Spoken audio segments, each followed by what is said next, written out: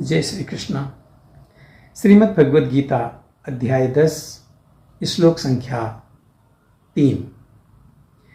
यो मां जमनादिं च वेति लोक महेश्वरम् असम्मूढ़ समत्तेषु सर्वपापे प्रमुच्यते। भगवान कहते हैं कि जो मुझे अजन्मा अनादि समस्त लोकों के स्वामी के रूप में जानता है, मनुष्यों में केवल वही मोहरहित और समस्त पापों से मुक्त होता है। 7वें अध्याय में कहा गया है कि मनुष्याणाम सहस्रेषु कश्चिदपि सिद्धे। जो लोग आत्म साक्षात्कार के पद तक उठने के लिए प्रयत्नशील होते हैं, वे सामान्य व्यक्ति नहीं होते हैं।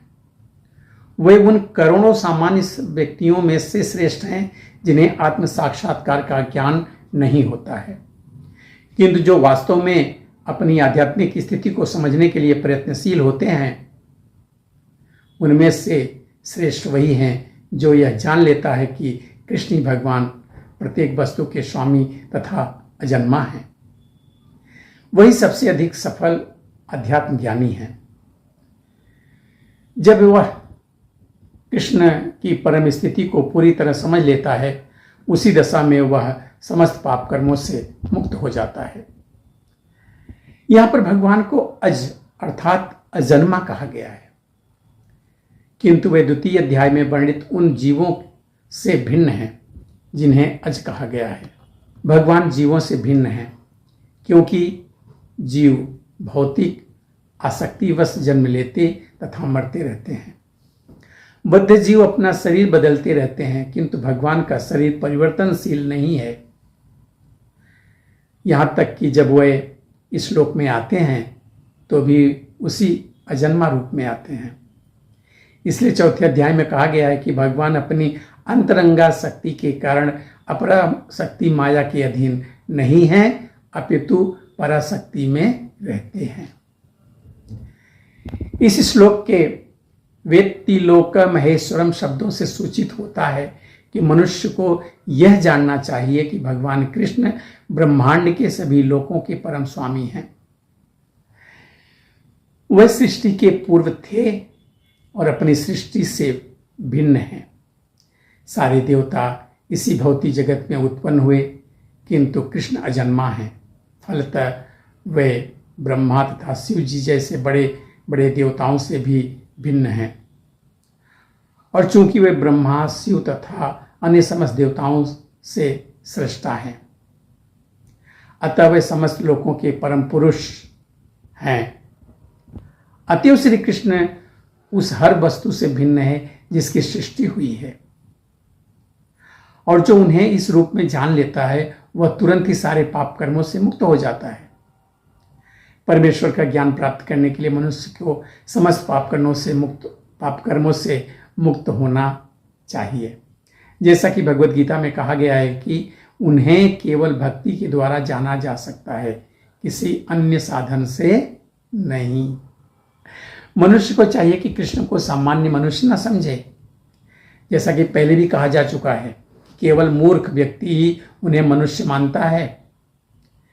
इसे यहां भिन्न प्रकार से कहा गया है। जो व्यक्ति मूर्ख नहीं है, जो भगवान के स्वरूप को ठीक से समझ सकता है, वह समस्त पाप कर्मों से मुक्त है। यदि कृष्ण देव की पुत्र के रूप में विख्यात हैं, तो फिर अजन्मा कैसे हो सकते हैं? इसकी व्याख्या श्रीमद् भागवत में भी की गई है।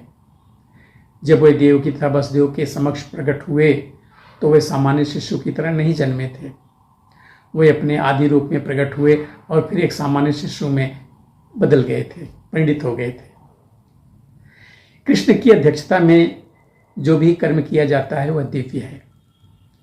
वह शुभ या अशुभ फलों से दूषित नहीं होता। इस जगत में शुभ या अशुभ वस्तुओं का बोध बहुत कुछ मनोधर्म है, क्योंकि इस भौतिक जगत में कुछ भी शुभ नहीं है। प्रत्येक वस्तु अशुभ है, क्योंकि प्रकृति स्वयं ही अशुभ है। अब इसे शुभ मानने की कल्पना मात्र करते हैं। वास्तविक मंगल तो पूर्ण भक्ति और सेवा भाव से युक्त कृष्ण भावनामृत पर ही निर्भर करता है।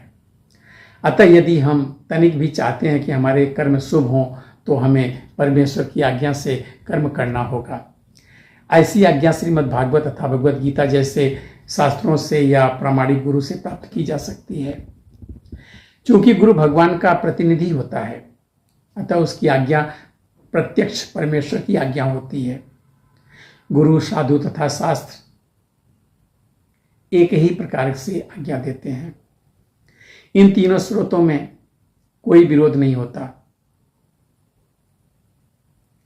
इस प्रकार से किए गए सारे कार्य इस जगत में शुभाशुभ कर्म फलों से मुक्त होते हैं। कर्म संपन्न करते हुए भक्त की दिव्य मनोवृत्ति वैराग्य की होती है, जिसे संन्यास कहते हैं। जैसा कि भगवद गीता के 6वें अध्याय के प्रथम श्लोक में कहा गया है कि जो भगवान का आदेश मानकर कोई कर्तव्य करता है और जो अपने कर्म फलों की शरण ग्रहण नहीं करता, अनाश्रिता कर्म फलम, वही असली सन्यासी है। जो भगवान के निर्देशानुसार कर्म करता है, वास्तव में सन्यासी तथा योगी वही है। केवल सन्यासी या छद्म योगी के वेश में रहने वाला व्यक्ति नहीं। ठीक है, मिलते हैं अगले वीडियो में एक और श्लोक को लेके। तब तक के लिए जय श्री कृष्णा।